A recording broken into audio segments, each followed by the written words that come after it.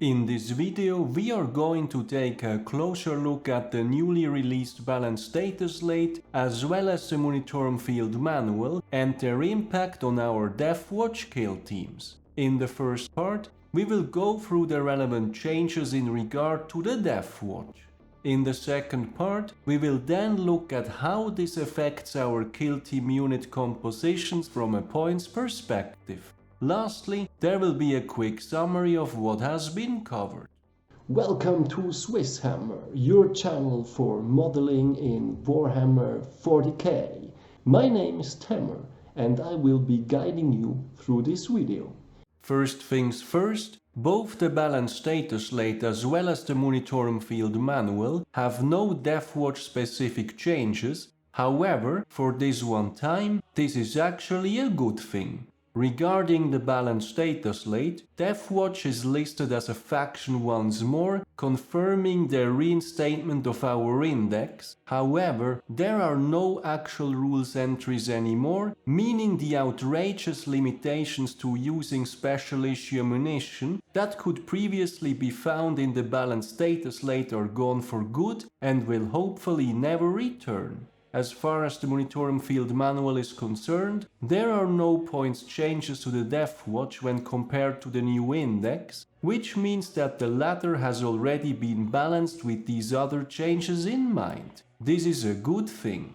That said, with Deathwatch being able to pull datasheets from the full Codex Space Marines once more, as well as the models contained within the kill teams originating from Space Marine datasheets, let's look at the relevant changes to Codex Space Marines.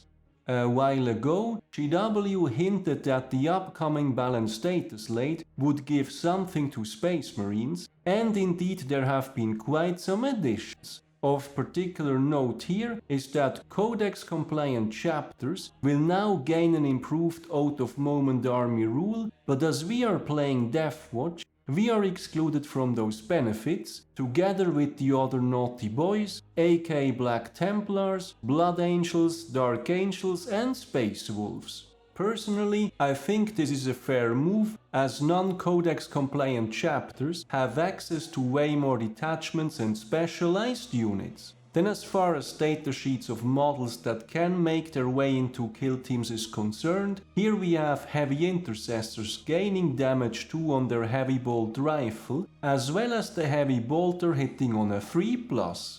In turn, they go up in points. Now, as I was mentioning in my full index review, our kill teams have received an improved Deathwatch version of most bolt rifles and variants, which is a very welcome upgrade, but for heavy intercessors specifically, it also means that the actual gain is not as much as it may have first appeared when the index dropped. Furthermore, Pyre Blasters received an extra AP in the Dataslate, but this did not carry over to the Pyre Blasters listed under the Fortis kill team, which is most likely an oversight, but a negative one at that.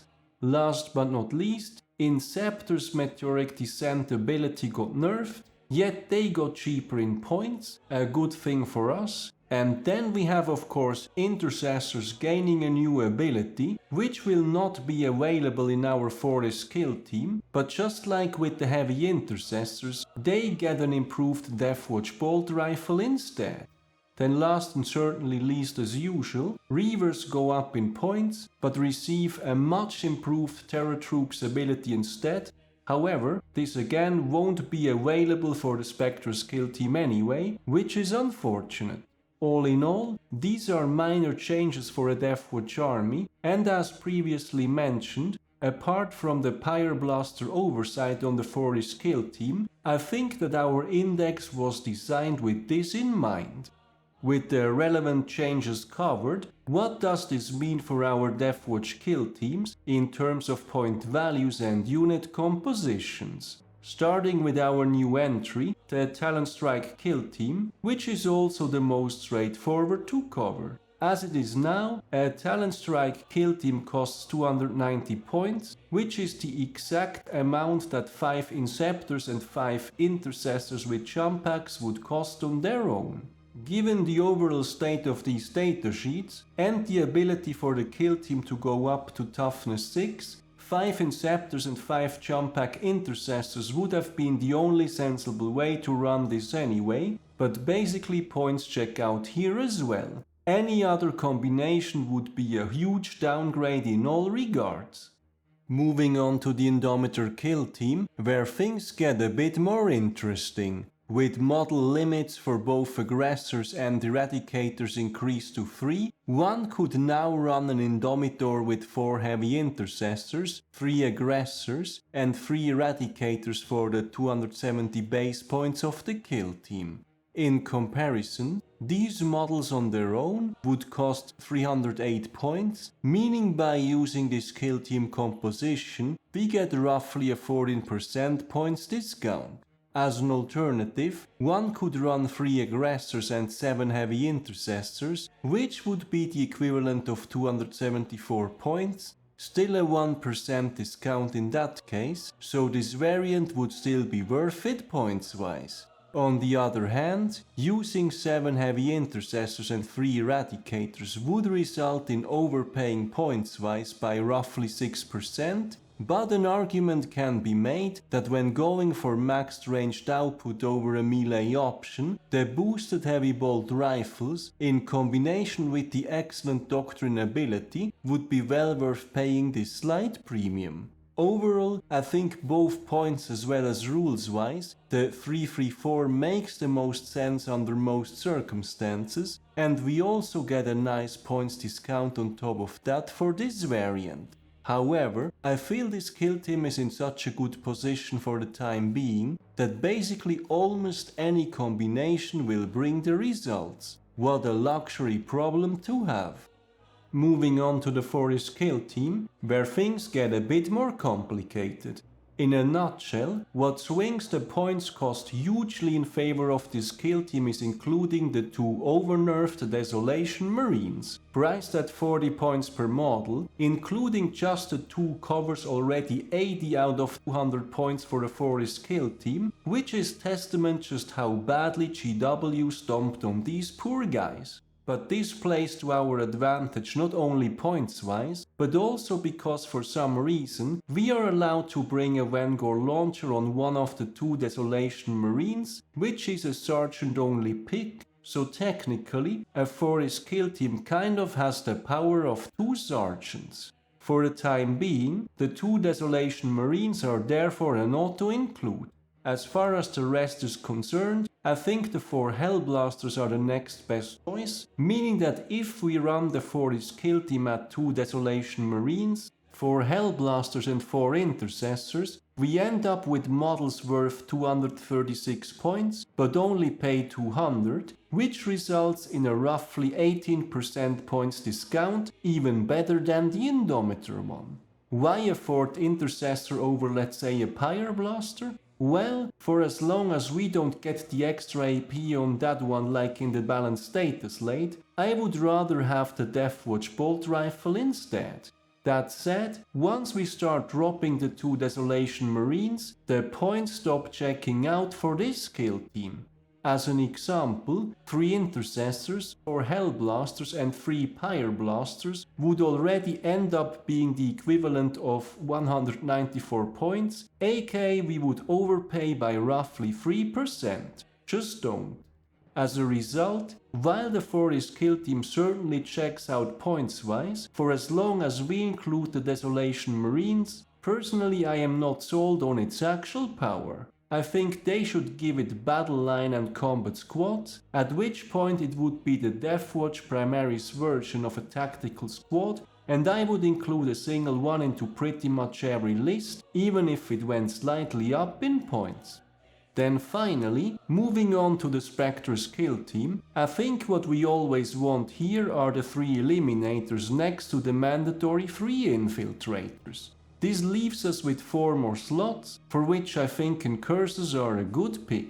Such a unit composition would then end up being the equivalent of 209 points, so compared to the 200 points of the kill team, we would get a light discount of 5%. This could go a bit higher or lower, depending on whether there would be more Infiltrators or even Reivers, but I think we can conclude this one by saying that the Spectrus kill team roughly breaks even points-wise. All in all, what are my personal takeaways from this? While a kill team can certainly be more than just the sum of its points, I think that they remain a good indicator in order to decide about unit compositions, next to the actual rules of course. Unfortunately, just as it was with the old version of the index, I think the way 10th edition is built around now max kill team size and fixed points only, there will in the majority of cases always be a single way to best run a kill team, excluding minor differences. For a Talonstrike, 5 Inceptors and 5 jump pack Intercessors is an absolute must, and the points reflect that perfectly. For the Indomitor, including at least 3 aggressors swings the points in favor of this kill team, and adding the 3 Eradicators as well, which I think will be the go-to unit composition, actually ends up giving a significant discount. For the Fortis kill team, the 2 Desolation Marines are a not to include, as are the Eliminators for the Spectre's kill team, but I think there is some flexibility on how the rest of this kill team is going to be done. I think no small thanks also to the fact that both are certainly below competitive power when compared to the other 2. Let's hope that GW will in some way balance these a little better at some point in the future. To wrap things up, over the course of the video, we have looked at the relevant changes to the Balance Dataslate and the Munitorum Field Manual and what they mean for the Deathwatch. While our new index gave us improved Deathwatch bolt rifle and equivalents for most of our kill teams, the Balance Dataslate shows that not all of this was just Deathwatch exclusive, which for instance is the case for the heavy Intercessors. The unfortunate part is also that Pyre Blasters did not get improved for the Fortis kill team, and some improved or new abilities available to Intercessors and Reivers will not carry over to our kill teams. On the flip side of things, the Talonstrike kill team was already designed with a reduced cost of Inceptors in mind, which they got thanks to the nerf to their deep strike ability, which in turn does not affect this kill team either. As far as kill team points are concerned, I think the good news is that all of these kill teams are priced competitively when compared to the sum of the models contained within, at least for as long as we are sticking to the competitive unit compositions, which unfortunately in many cases is just a single one. This is something we have already been used to from the old version of the index anyway, as it is mostly tied to kill teams getting a fixed price at 10 models, and that we no longer have costs attached to different war gear. Certainly a step down from 9th edition, but personally I welcome for the time being that we are at least not grossly overpaying for any of the kill teams, which was the case with the now discontinued Brodius kill team, for which there was just no way to get a unit composition that would not result in having to pay an insane premium. Anyway, all in all, I hope this will be of some use to you guys when figuring out how to set up your kill teams. In the near future, I will also release dedicated guides for each of the 4 kill teams, so stay tuned for that. Meanwhile, I wish you all happy holidays and see you in the next year. So that's it for the newly released Balance Dataslate as well as the Munitorum Field Manual and what it means for our Deathwatch kill teams. How do you guys think our kill teams are currently balanced? And what sort of unit compositions are you going for? Any major Balance Dataslate changes affecting the Deathwatch that I missed? Let me know in the comments. Then finally, if you made it this far and I still have your attention, if you like my content, any additional support is greatly appreciated as it helps me invest into future videos. For that, I have both a Ko-fi as well as a Patreon page, links are in the description. Furthermore, I would also like to mention that there is a Swiss Hammer Facebook page where I will be posting links to my videos as well as articles I find of interest. I do read a lot about the hobby, but not all of it will always end up as its own video. I look forward to seeing you there as well. As always, thank you very much for watching, guys. Your continued support is greatly appreciated. I hope you have been enjoying this video. Give me a thumbs up if you did, and don't forget to subscribe if you haven't done so already. Thanks again and see you next time.